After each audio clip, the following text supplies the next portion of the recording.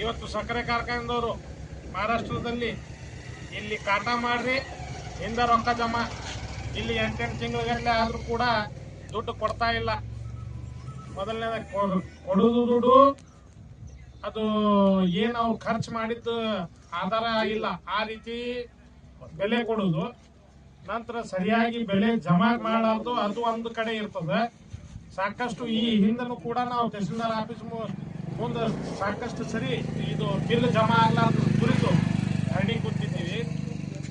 ಅದೇ ಪದೇ ಪದೇ ಪದೇ ಆದ್ರೆ ಸರಿ ಇಲ್ಲ.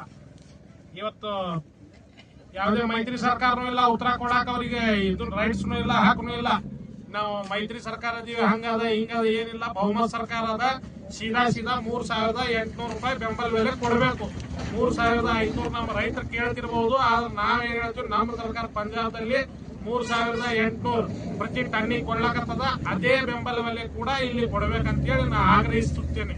ಮತ್ತು ಎಲ್ಲರಿಗೂ ನಮ್ಮ ರೈತ ಬಾಂಧವರಿಗೂ ಕೂಡ ಇಲ್ಲಿ ಜಿಲ್ಲೆಯ ನಮ್ಮ ಆಮ್ ಆದ್ಮಿ ಪಕ್ಷ ಎಂದಿಗೂ ನಿಮ್ಮ ಜೊತೆಗಿದ್ದು ನಿಮ್ಮ ಜೊತೆಗೆ ನಿಮಗೆ ನ್ಯಾಯ ಒದಗಿಸುವ ನಿಟ್ಟಿನಲ್ಲಿ ನಾವು ಕಾರ್ಯ ಮಾಡ್ತೀವಿ ಅನ್ನುವಂಥದ್ದು ಕೂಡ ಈ ಸಂದರ್ಭದಲ್ಲಿ ನಾನು ಹೇಳಿ ನನಗೆ ಮಾತಾಡೋಕೆ